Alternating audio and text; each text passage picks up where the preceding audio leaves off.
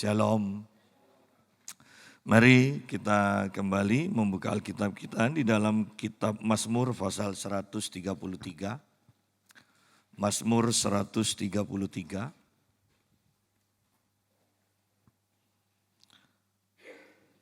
Hanya 3 ayat. Nyanyian Syara Daud. Sungguh alangkah baiknya dan indahnya apabila saudara-saudara diam bersama dengan rukun. Seperti minyak yang baik di atas kepala meleleh ke janggut, yang meleleh ke janggut Harun dan ke leher jubahnya. Seperti embun gunung Hermon yang turun ke atas gunung-gunung Sion.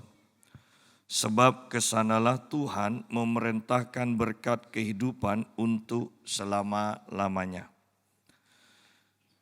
Nah, kita akan berbicara tentang pengurapan. Di sini dikatakan bahwa sungguh alangkah baiknya dan indahnya apabila saudara-saudara diam bersama dengan rukun. Kalau kita perhatikan di dalam kitab Filipi, bahwa jemaat bisa hidup rukun, jemaat bisa seia sekata kalau mereka mempunyai pikiran Kristus. Ya. Tadi pagi kita sudah membahas bahwa sebagai orang yang sebagai manusia baru di dalam Kristus, maka roh dari pikiran kita pun seharusnya terus diperbaharui dengan firman Tuhan.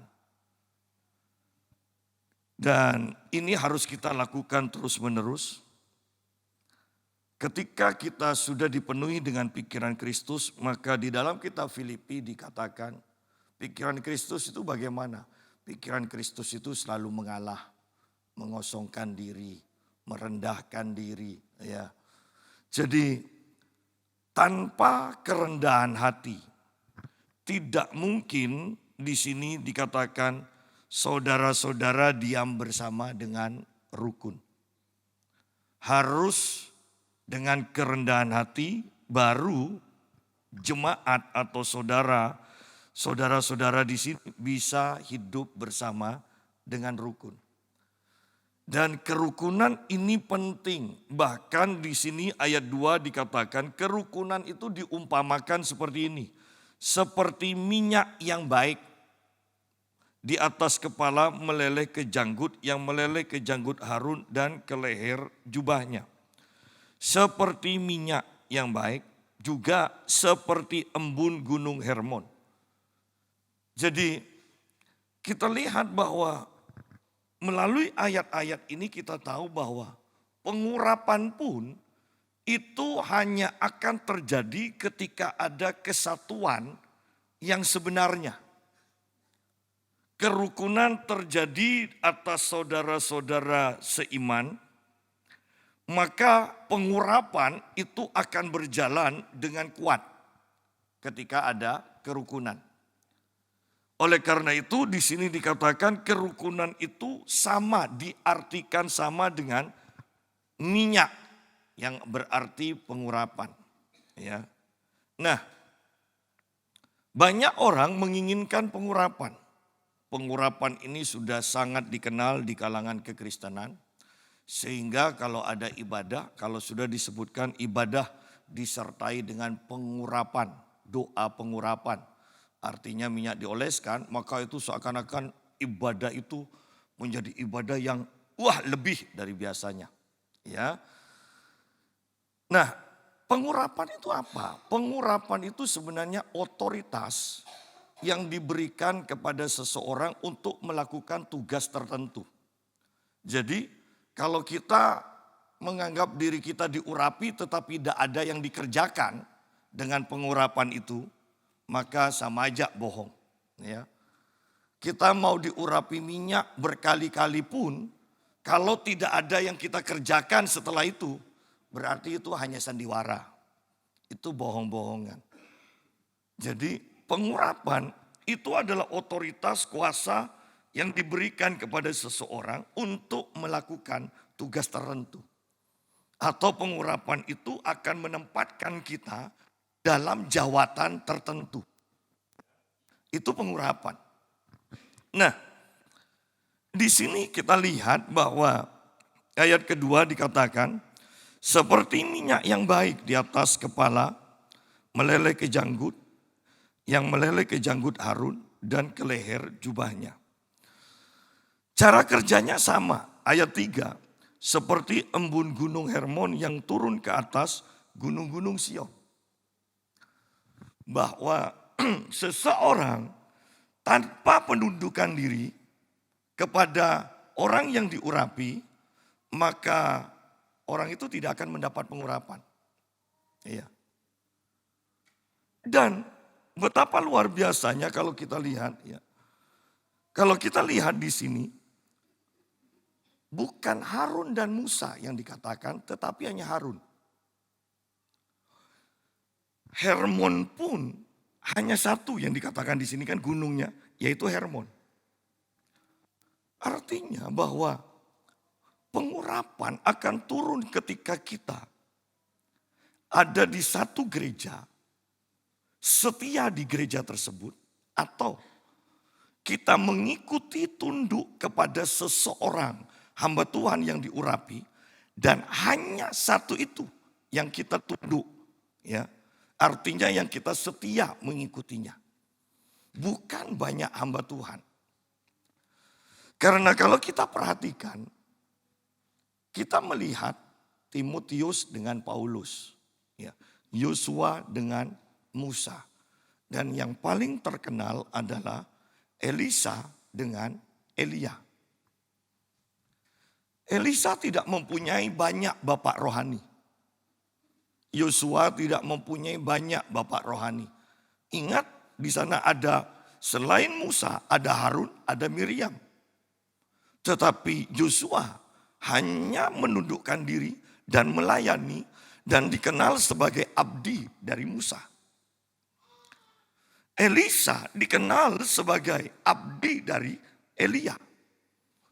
Timotius adalah seorang anak rohani yang melayani bapak rohaninya. Jadi di sini bukan seperti dunia persilatan, ya. Muridnya satu, gurunya banyak, dan ilmunya nanti dicampur-campur, maka murid itu menjadi dahsyat. Bukan seperti itu, ya. Justru bapak rohaninya hanya satu, ya. Yesus hanya satu, muridnya yang banyak, ya. Jangan dibalik. Kita itu menginginkan untuk ikut hamba Tuhan A, hamba Tuhan B, hamba Tuhan C. Sehingga kita nantinya akan kebingungan. Ya. Bapak rohani yang satu mengatakan A, yang kedua mengatakan B, dan seterusnya dan seterusnya.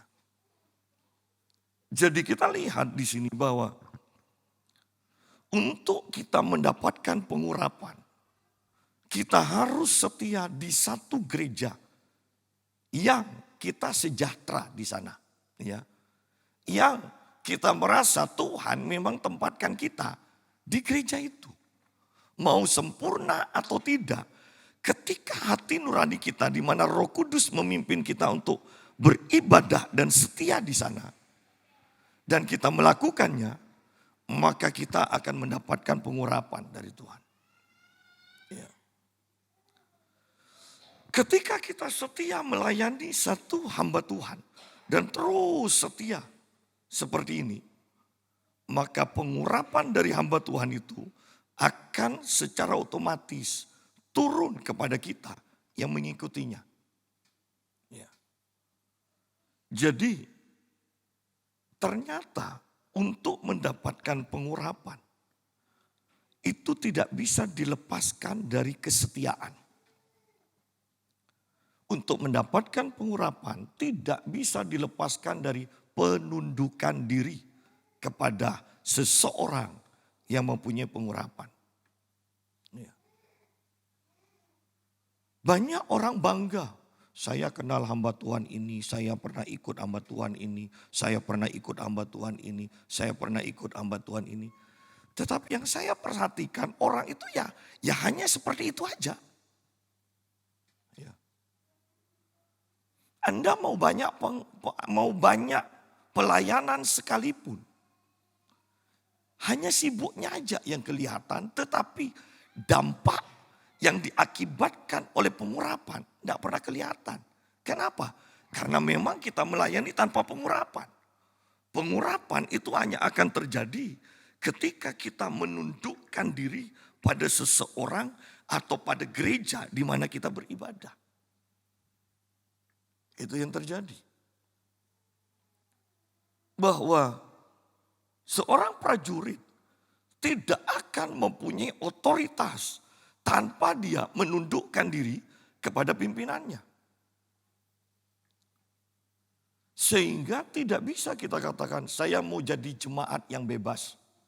Tidak terikat oleh apapun juga. Hanya tunduk kepada Yesus. Wow. Ya cepat-cepat dong ke surga. Ya kan? Saya dulu bersahabat dengan seseorang yang tajam. Tetapi ketika saya bergaul dengan orang tersebut, saya bertanya, kamu ibadah di mana? Oh, saya tidak ibadah di satu gereja. Saya langsung atas perintah Tuhan. Dan saya katakan, tidak bisa seperti itu. Kita harus belajar merendahkan diri, beribadah di satu gereja, tunduk pada gembala setempat. Oh, enggak. Saya tidak mau seperti itu. Saya mau dipimpin Tuhan secara langsung. Ya.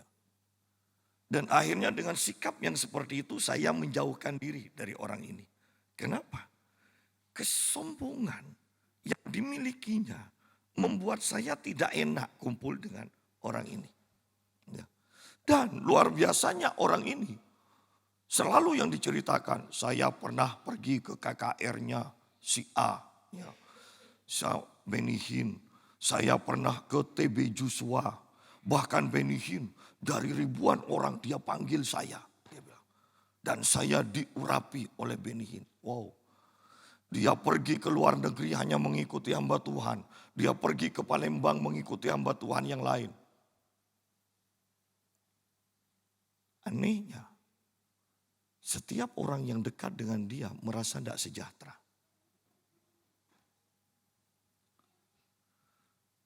Bahwa kita tidak ingin kumpul dengan orang yang terlalu membangga-banggakan diri. Kita akan merasa nyaman ketika kita berkumpul dengan orang yang selalu merendahkan diri. Yang ingin selalu mendengar, bukan yang ingin selalu cerita. Ya. Jadi dari pengalaman ini kita melihat bahwa betapa pentingnya sikap hati menundukkan diri kepada seseorang yang diurapi Tuhan. Seperti minyak yang baik di atas kepala, meleleh.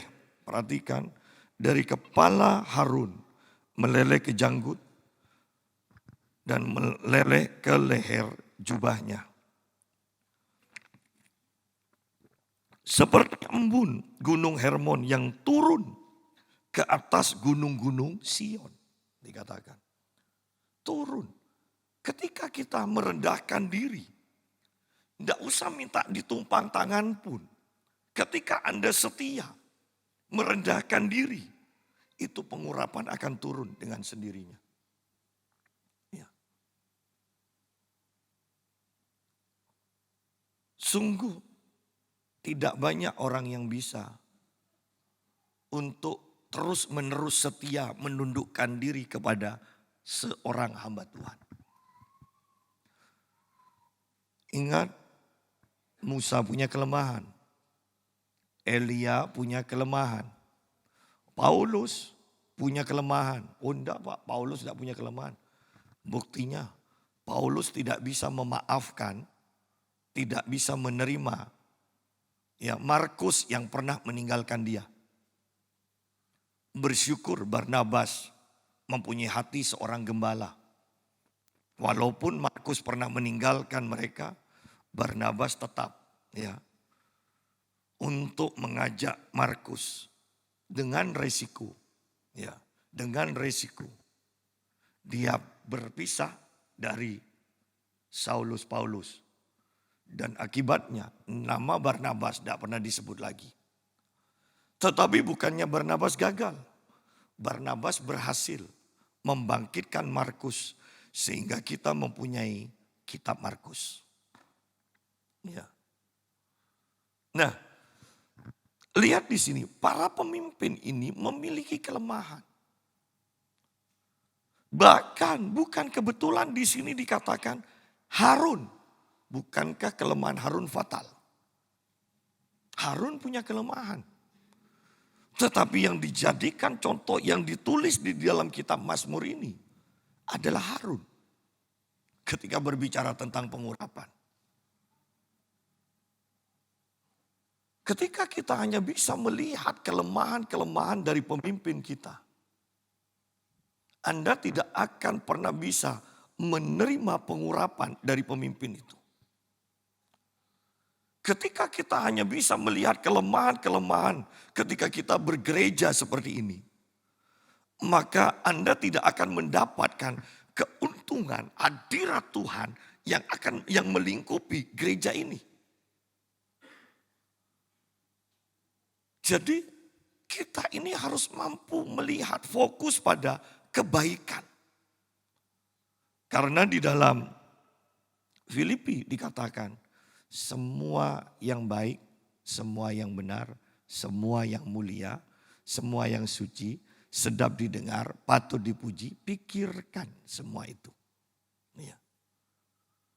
Bahwa kalau kita mau maju, kita harus mampu melihat kebaikan dari gereja di mana kita bernaung. Kita harus mampu melihat pemimpin di mana kita menundukkan diri. Kalau kita tidak mampu melihat kebaikannya, Anda tidak akan pernah bergerak dalam pengurapan Tuhan. Jadi pengurapan hanya didapat ketika kita merendahkan diri, menundukkan diri, dan terhubung dengan pemimpin. Terhubung di dalam gereja lokal. Jadi jangan terbiasa berpindah-pindah. Apalagi dengan banyaknya pengajaran yang aneh-aneh sekarang. Tadi pagi kita sudah bahas. Kristen hyper grace masih belum selesai. Sekarang ada Kristen progresif. Saya ulang sebentar. Kristen progresif ini pencetusnya adalah hamba-hamba Tuhan muda, artis-artis, mantan artis-artis yang bertato dan banyak tato. Dan mereka memperkenalkan Kristen progresif. Dan ini jelas adalah bidat. Bidat. Tidak ada kompromi. Mereka adalah penyesat. Dan ini terkenal di YouTube, Anda bisa lihat Brian Siawarta atau Siowarta. Dan teman-temannya adalah juga, Anda lihat kumpulannya semuanya bertatu. Sampai leher segala macam bertatu. Mereka menyebut orang Kristen. Kristen zaman now dikatakan. Tetapi baru-baru ini, dia mengatakan, di luar Kristus, asal orang itu baik, orang itu pasti masuk surga. Kemudian ajaran yang kedua mengatakan bahwa isi Alkitab satu dengan yang lain itu bertabrakan, bertentangan. Padahal sebenarnya isi Alkitab satu dengan yang lain saling menguatkan. Jadi kita lihat ini penyesat. Anda bisa lihat di YouTube. Tapi tidak usah ikut-ikutan. Saya heran. Mengapa kita harus mengikuti pendeta-pendeta yang bertato? Ada lagi pendeta bertato yang mengatakan kawin, cerai, kawin lagi, tidak masalah, Tuhan tidak marah. Ya. Saya tetap percaya hati itu akan terpancar melalui yang kelihatan. Ya. Jadi hati-hati, ya ini zaman akhir. Akan banyak penyesatan. Ada satu gereja, kalau Anda walaupun sudah dibaptis misalnya di tempat ini, kemudian Anda ke Surabaya gabung dengan gereja ini. Karena Anda punya talenta, karena Anda terbiasa melayani, Anda melayani di tempat itu, mau melayani, Anda harus dibaptis lagi. Kenapa? Hanya gerejanya sendiri yang benar. Gereja lain mereka cap, kita ini Mesir. Ya. Jadi inilah keadaan gereja di akhir zaman yang harus kita waspadai. Ya. Jadi mari kita belajar karena ini akhir zaman kita harus bergerak dalam pengurapan. Ya. Saya sebagai gembala bertanggung jawab untuk memberitakan ini. Ini loh yang sesat, ini loh yang sesat. Ya. Nah, setelah kita bergerak dalam pengurapan, ingat pengurapan itu bisa hilang. Ayo kita lihat di dalam kitab 1 Samuel. 1 Samuel pasal yang ke-15. Saul itu diurapi sebagai raja Israel. Dan kemudian di pasal yang ke-15, Nabi Samuel memerintahkan Saul. Di sini dikatakan mulai ayat pertama, berkatalah Samuel kepada Saul, aku telah diutus oleh Tuhan untuk mengurapi engkau menjadi raja atas Israel umatnya. Oleh sebab itu dengarkanlah bunyi firman Tuhan. Beginilah firman Tuhan semesta alam. Aku akan membalas apa yang dilakukan orang Amalek kepada orang Israel. Karena orang Amalek menghalang-halangi mereka ketika orang Israel pergi dari Mesir. Jadi pergilah sekarang, kalahkanlah orang Amalek, tumpaslah segala yang ada padanya, dan janganlah ada belas kasihan kepadanya.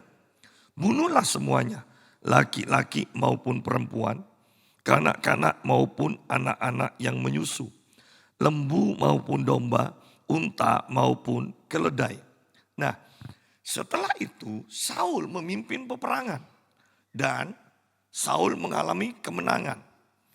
Tetapi sayangnya terjadi yang demikian, ayat yang ke-9.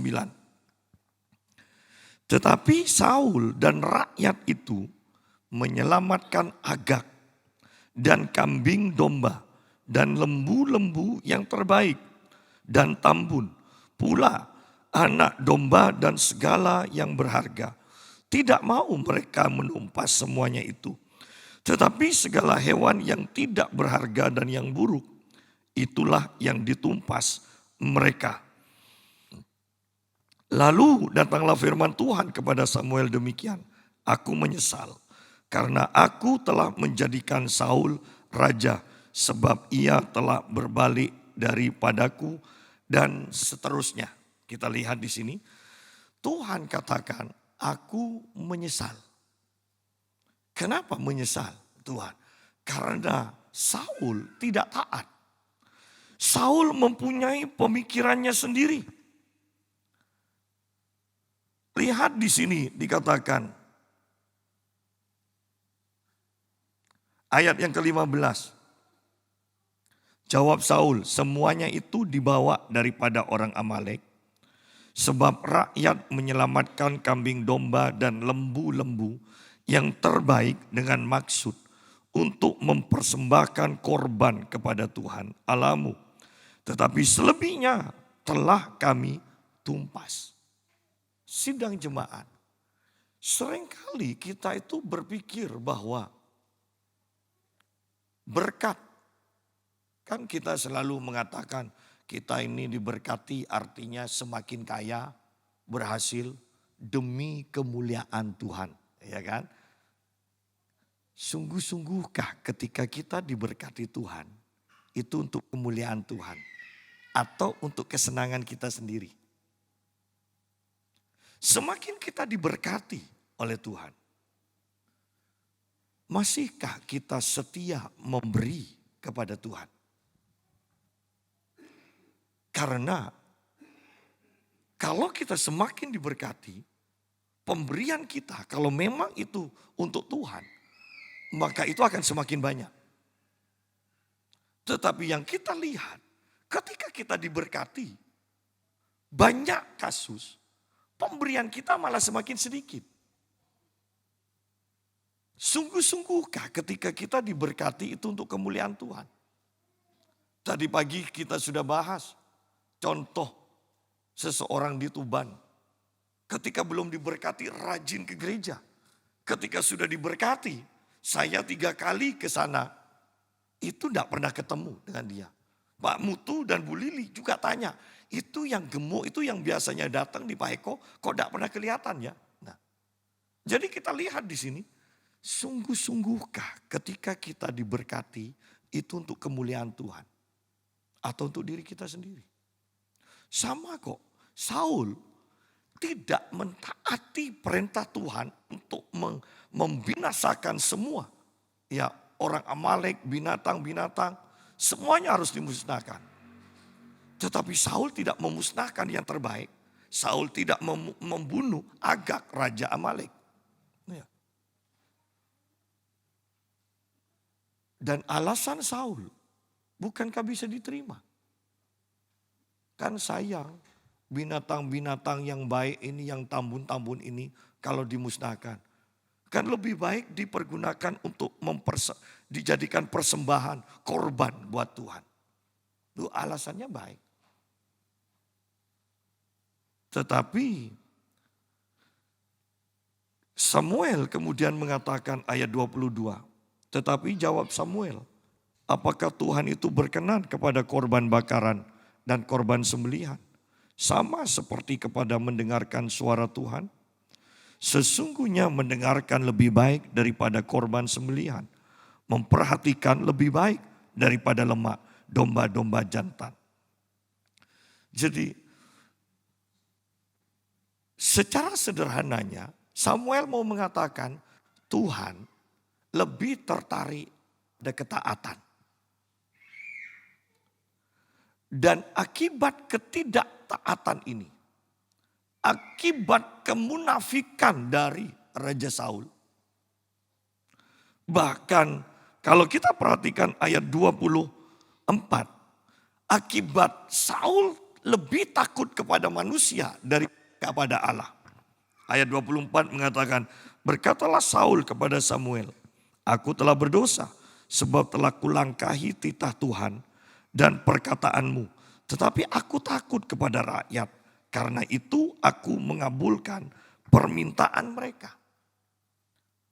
Akibat ini semua, terutama akibat ketidaktaatan Saul kepada perintah Tuhan, maka yang terjadi adalah ini. Ayat 27. Ketika Samuel berpaling hendak pergi, maka Saul memegang punca jubah Samuel, tetapi terkoyak. Kemudian berkatalah Samuel kepadanya, Tuhan telah mengoyakkan daripadamu jabatan raja atas Israel pada hari ini dan telah memberikannya kepada orang lain yang lebih baik daripadamu. Akibat ketidaktaatan, pengurapan Saul itu diambil kembali. Dan secara otomatis karena ini pengurapan raja, Saul ditolak menjadi raja di hadapan Tuhan. Bahwa orang yang bergerak dalam pengurapan Tuhan dituntut sungguh-sungguh mati terhadap daging dan terus hidup menurut pimpinan roh. Orang yang diurapi Tuhan dan untuk mempertahankan pengurapan itu dituntut untuk selalu mentaati Tuhan dalam situasi apapun juga. Tuhan yang harus diutamakan. Nah, di sini kita melihat bahwa diurapi, boleh kita katakan susah gampang. Tetapi mempertahankan pengurapan itu sungguh sangat sulit. Karena seringkali untuk mentaati Tuhan itu akan bertentangan dengan pikiran kita, pikiran masyarakat yang kita tahu adalah ini pikiran-pikiran yang baik. Tetapi pikiran yang baik bisa bertentangan dengan pikiran Tuhan. Nah, disinilah saya katakan betapa sukarnya untuk terus mentaati Tuhan. Tetapi risiko dari ketidaktaatan, pengurapan Tuhan atas hidup kita, itu akan lenyap. Oleh karena itu jangan heran kalau melihat seseorang diurapi dahulu, sekarang tidak lagi. Ya.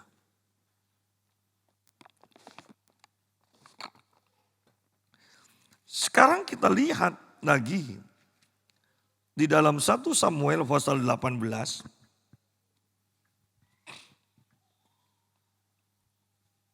Sekarang pengurapan ada pada Daud. Pasal 17, Daud mengalahkan Goliat. Ya. Pasal 17, Daud yang diurapi mengalahkan Goliat. Nah, 1 Samuel 18 ayat yang kelima. Setelah itu dikatakan begini, Daud maju berperang. Dan selalu berhasil kemanapun juga Saul menyuruhnya. Sehingga Saul mengangkat dia mengepalai para prajurit. Hal ini dipandang baik oleh seluruh rakyat dan juga oleh pegawai-pegawai Saul. Tetapi pada waktu mereka pulang ketika Daud kembali sesudah mengalahkan orang Filistin itu, keluarlah orang-orang perempuan dari segala kota Israel menyongsong Raja Saul sambil menyanyi dan menari-nari dengan memukul rebana, dengan bersukaria dan dengan membunyikan gerincing. Dan perempuan yang menari-nari itu menyanyi, berbalas-balasan katanya, Saul mengalahkan beribu-ribu musuh, tetapi Daud berlaksa-laksa.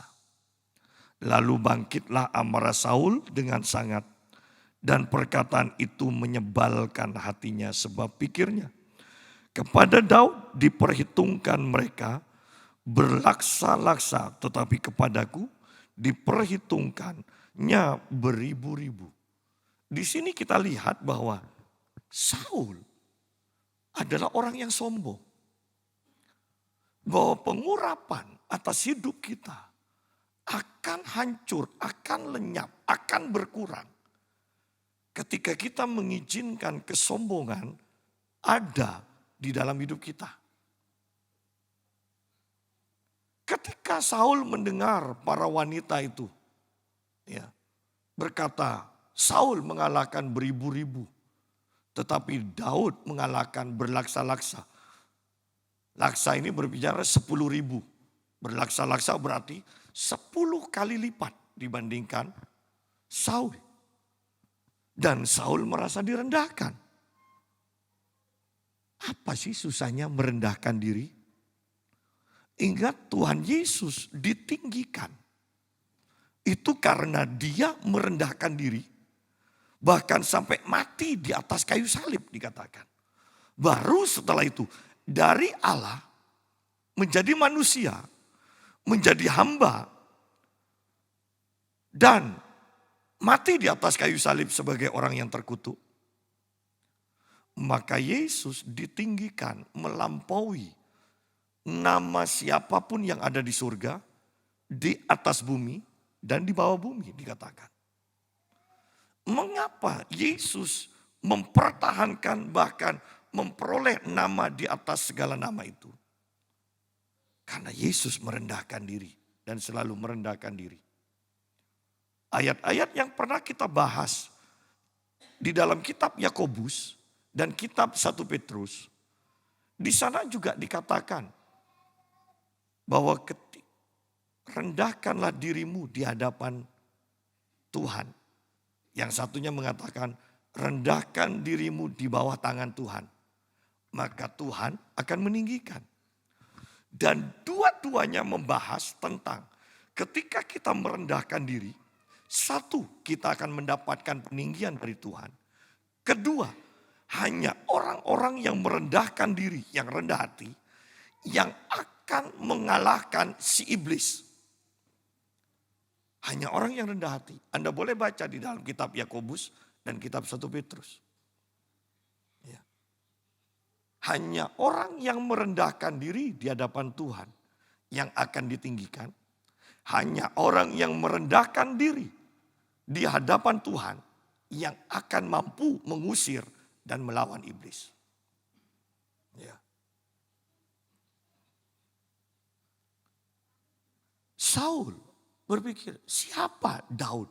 Kok Daud mendapatkan pujian lebih daripada aku? Ini kan berbicara kesombongan. Bagaimana kalau kita mengerjakan sesuatu tapi yang mendapatkan pujian nanti orang lain? Apakah kita akan marah? Ya, memang tidak adil. Tetapi inilah cara Tuhan melatih kita supaya kita terus merendahkan diri dan akibatnya Tuhan akan meninggikan kita loh. Ya. Sidang jemaat. Saul marah karena direndahkan. Bagaimana kalau kita direndahkan? Yesus direndahkan. Yesus dicaci maki. Ya. Yesus ditertawai. Yesus diejek. Tetapi toh Yesus diam. Bisakah Yesus melawan? Oh bisa. Bahkan Yesus katakan kalau aku mengundang bala tentara surga saja, kalian tidak bisa apa-apa. Ya. Tetapi Yesus tidak melakukannya. Dan itulah sebabnya ketika Yesus merendahkan diri, Allah Bapa meninggikan dia. Pengurapan hanya bisa bertahan ketika kita selalu merendahkan diri. Tidak apa-apa orang dianggap lebih penting. Saya pernah menyaksikan ini, saya pernah melayani. Saya satu saat diminta untuk melayani full gospel. Ya. Dan saya katakan saya tidak suka melayani full gospel. Ini ada teman saya yang lebih suka melayani full gospel, melayani pengusaha. Dan yang menawari saya pelayanan itu setuju dengan pendapat saya. Jadi dia undang teman saya. Tetapi setelah dia mengundang teman saya, orang ini tetap tidak puas. Dia bilang, saya sudah lakukan permintaan Pak Yusa. Sekarang saya undang Pak Yusa juga jadi pembicara. Jadinya saya melayani. Ya. Dan teman saya ini bertanya pada saya, Sat, kamu dapat PK berapa? Walaupun ini seharusnya tidak pantas ditanyakan kan. Tetapi karena ini sahabat saya beritahu. Dan dia katakan begini, loh saya kok kalah ya. Loh, memangnya ini saingan, baru tahu saya kalau saingan. Ya. Kemudian di gereja yang sama juga di kota yang lain. Dia diundang dan saya setelah itu diundang juga. Kembali dia tanya ke saya. Dan dia katakan lagi, loh saya kok kalah lagi ya. Dan di sini. Banyak orang yang ingin meninggikan diri dan dianggap lebih penting dari yang lain. Di dalam kitab Filipi, Paulus katakan bahwa kalau kita mau berjemaat yang benar, maka hendaklah yang satu menganggap yang lain lebih penting daripada dirinya. Kan itu baru akan terjadi jemaat yang rukun, di mana hadirat Tuhan akan dinyatakan dengan kuat. Ya. Tetapi kalau kita bersaing, maka hadirat Tuhan, pengurapan Tuhan, Tuhan akan angkat dari kita. Nah, kembali kepada ayat-ayat yang kita bahas ini. Kepada Daud diperhitungkan mereka berlaksa-laksa, tetapi kepadaku diperhitungkan beribu-ribu. Ini berbicara tentang kesombongan yang dimiliki Raja Saul. Akhir-akhirnya jabatan raja itu pun jatuh kepadanya. Bahwa pengurapan juga akan jauh berkurang. Pengurapan akan lenyap dari kita ketika kita dipenuhi dengan ketakutan. Jangan-jangan nanti kedudukan raja ini direbut oleh Daud. Dipenuhi dengan ketakutan. Paulus di dalam kitab Timotius mengatakan, Tuhan tidak memberikan kepada kita roh ketakutan. Tetapi roh yang membangkitkan kuasa, kasih, dan pikiran yang sehat, dikatakan. Jadi jelas ketika kita dipenuhi dengan ketakutan, maka sebenarnya kita sedang bergerak. Bukan dengan roh Tuhan lagi. Kita sedang bergerak dengan roh dari si jahat. Dan kita lihat nanti bahwa memang roh jahat menguasai akan Raja Saul. Ya. Jadi ayo jangan takut. Karena ketakutan hanya akan mengurapi pengurapan yang ada pada kita. Ketakutan akan membuat pengurapan di dalam kita itu menjadi lemah. Kemudian selanjutnya dikatakan, ayat yang ke-9, sejak hari itu maka Saul selalu mendengki Daud. Bahwa pengurapan akan berkurang, akan lenyap ketika kita iri pada orang lain.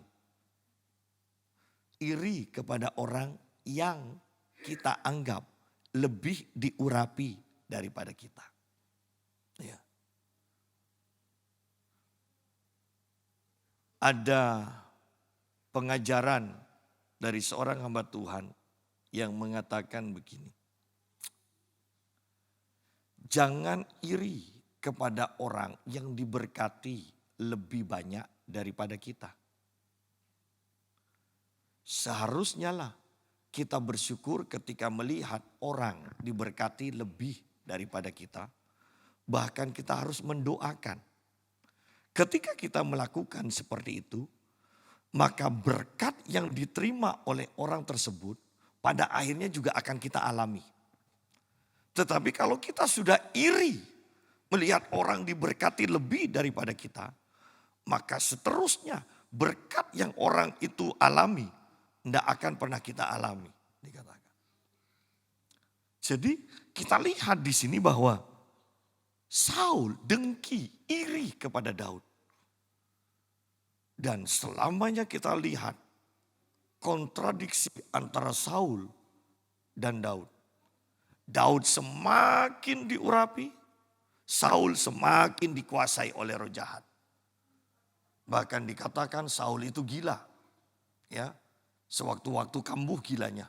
Bayangkan orang yang diurapi sekarang gila. Ya.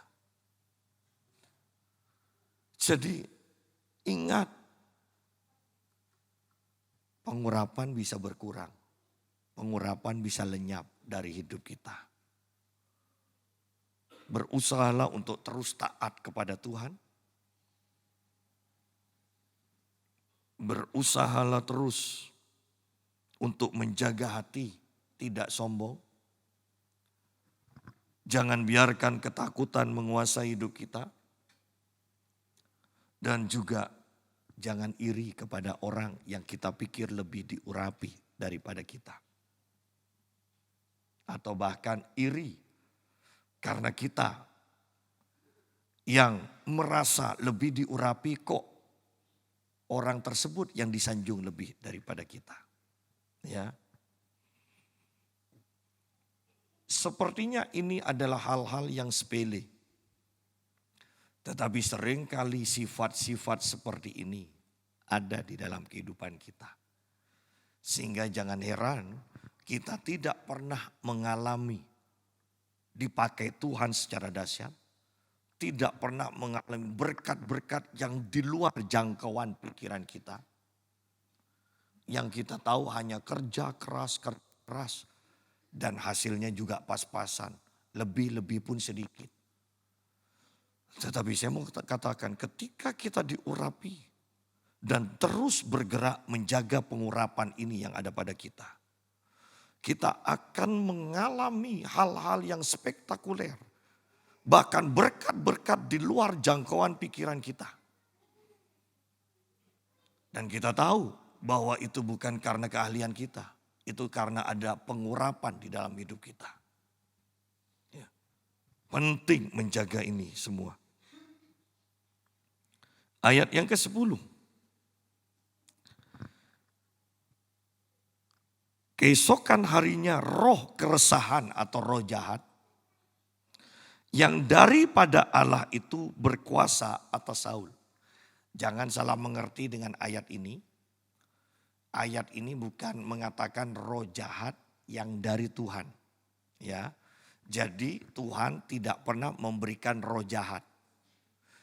Ini sebenarnya sama dengan kasus dari Ayub. Di mana ketika anak-anak Tuhan, para malaikat menghadap kepada Tuhan. Iblis juga menghadap kepada Tuhan untuk mendakwa. Ya, mendakwa si Ayub. Sama dengan ini. Bahwa setan ini, roh jahat ini harus minta izin terlebih dahulu kepada Tuhan untuk mengganggu, untuk menghancurkan si Saul ini. Allah tidak pernah bisa melarang. Kenapa?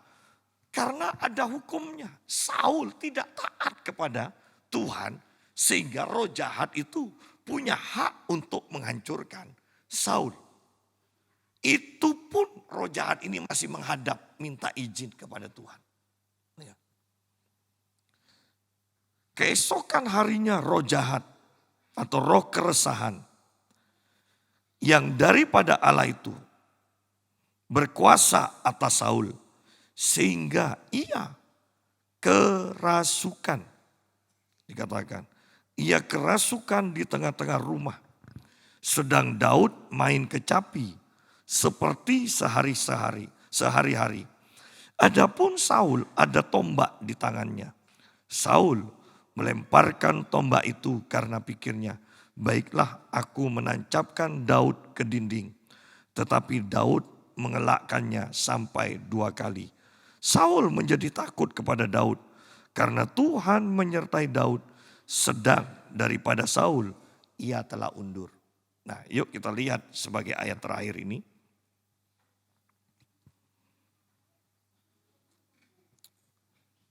Bahwa Saul sebagai orang yang pernah diurapi, sekarang tidak diurapi lagi. Yang pertama kita lihat, Saul itu diganggu roh jahat. Ya. Bayangkan dulu roh jahat tidak pernah berani mendekat. Sekarang roh jahat mengganggu. Ya. Mengganggu Saul. Tetapi saya mau menekankan yang ini. Poin terakhir ini. Orang yang pernah diurapi, sekarang tidak diurapi, akan berusaha untuk membunuh, minimal membunuh karakter dari orang yang sedang diurapi Tuhan. Apalagi kalau itu pengurapannya sama dengan yang kita miliki dahulu. Ya. Di dalam kitab Raja-Raja kalau tidak salah, di zaman Yerobiam, ketika Yerobiam membawa umat Tuhan untuk menyembah akan Baal, menyembah berhala. Maka ada abdi Allah datang dari Yudea. Ya. Abdi Allah datang dan dia mengutuki perbuatan Yerobeam. Yerobeam marah dan ketika dia mengacungkan tangannya, jarinya, tangannya cekat. Ya. Dan Yerobeam harus minta ampun kepada abdi Allah ini. Ya. Dan selesai itu abdi Allah ini pergi. Dalam perjalanan pulang, dia sudah mendapat pesan dari Tuhan, jangan melalui jalan yang sudah engkau lalui. Ketika dia beristirahat, sedang beristirahat, ada seorang nabi tua yang kemudian datang menemui abdi Allah ini dan mengatakan, ayo mampir ke tempatku. Dan abdi Allah ini katakan, aku tidak boleh kembali ke jalan yang sudah aku lalui. Tidak usah didengarkan, ayolah datang ke rumahku. Dan kembalilah. Abdi Allah ini yang muda ini pergi bersama abdi Allah yang tua. Selesai makan-makan, abdi Allah ini pulang melewati jalan yang sudah dilalui. Dan dia diterkam oleh harimau kalau tidak salah kan. Diterkam oleh harimau. Dan Nabi Allah yang tua ini bukannya sedih tetapi senang. Suruh siapa tidak taat. Yang bikin tidak taat kan abdi Allah ini, yang tua ini. Tetapi lihat di sini bahwa sebenarnya dari cerita ini kita melihat bahwa abdi Allah ini sudah tidak dipakai oleh Tuhan. Abdi Allah yang tua ini maksud saya sudah tidak diurapi lagi oleh Tuhan. Sehingga ketika dia melihat abdi Allah yang muda yang dipakai Tuhan dengan dahsyat, dia iri, dia ingin menghancurkan. Ya. Secara otomatis bukankah kita melihat tidak mungkin abdi yang tua ini mau merendahkan diri di bawah abdi yang muda ini. Seharusnya lah bahwa untuk mengembalikan pengurapannya yang hilang, bukankah seharusnya abdi Allah yang tua ini, yang lebih senior, berani untuk merendahkan diri kepada abdi Allah yang muda ini, yang sedang diurapi. Saya percaya kalau abdi Allah yang senior ini merendahkan diri kepada abdi Allah yang muda yang sedang diurapi, pengurapan dari abdi Allah yang hilang ini akan kembali dipulihkan. Karena kunci untuk mempertahankan pengurapan adalah merendahkan diri kepada Tuhan dan kepada orang yang diurapi Tuhan. Jadi dari cerita ini saya mau menekankan, Anda tidak akan pernah mendapatkan pengurapan ketika Anda tidak bisa setia kepada satu hamba Tuhan yang Anda ketahui, aku harus ikut orang ini. Ya. Sudah kita lihat contohnya. Yosua dengan Musa. Elisa dengan Elia. Dan luar biasanya, lihat, selama Elia itu tampil dalam pengurapan penuh, Elisa tidak pernah bergerak loh dalam pengurapan. Tetapi lihat kesetiaan dari Elisa. Yosua mending masih berperang. Walaupun Musa yang berdoa supaya Yosua mengalami kemenangan. Para murid mending masih disuruh mengusir setan selagi Yesus melayani. Tetapi Elia dan Elisa tidak pernah melakukan satupun mujizat selama Elia masih bergerak dalam pengurapannya. Tetapi lihat penundukan dari Elisa, kesetiaan dari Elisa mendapatkan jawaban, mendapatkan imbalan, mendapatkan penghormatan dari Tuhan. Dengan Elisa mendapatkan pengurapan 2 kali ganda daripada yang dimiliki Elia. Yosua tidak memiliki pengurapan 2 kali ganda dari yang dimiliki Musa. Para murid tidak memiliki pengurapan ganda yang dimiliki Yesus.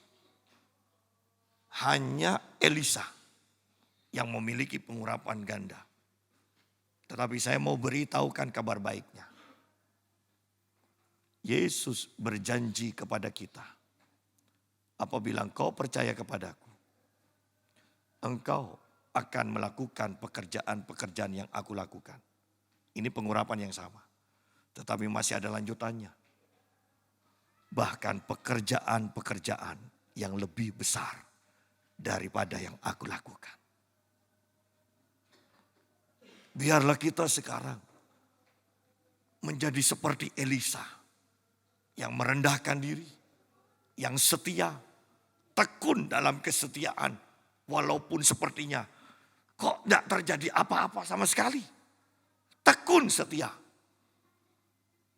Ada pengurapan 2 kali ganda yang Tuhan sediakan bagi orang-orang yang demikian. Ingat, hanya Elisa yang mendapatkan pengurapan 2 kali ganda. Dan kita juga mendapatkan janji dari Tuhan Yesus. Engkau akan mendapatkan pengurapan 2 kali ganda. Apalagi waktunya sudah tepat. Yaitu kita hidup di akhir zaman. Kitab Yoel mengatakan di akhir zaman, di waktu-waktu yang terakhir. Aku akan mencurahkan rohku ke atas semua orang. Kata dicurahkan berarti itu langsung, ya, langsung dihabiskan, dituangkan semuanya. Bayangkan pengurapan yang sedahsyat itu langsung dihabiskan ada pada kita secara penuh. Kita akan bergerak dalam mujizat demi mujizat. Kita akan diberkati Tuhan lebih dan lebih. Tetapi ingat, jangan seperti Saul. Aku menyimpan yang terbaik ini untuk aku korbankan kepada Tuhan. Jangan munafik. Ya, hati-hati dengan hati kita ini. Biarlah kita murni di hadapan Tuhan. Saya percaya pengurapan sedang bergerak. Saya percaya bahwa Tuhan sedang mencari-cari orang yang berhak untuk menerima pengurapan 2 kali ganda di akhir zaman ini. Saya berdoa supaya kita semua adalah orang-orang tersebut yang dicari Tuhan. Tuhan memberkati.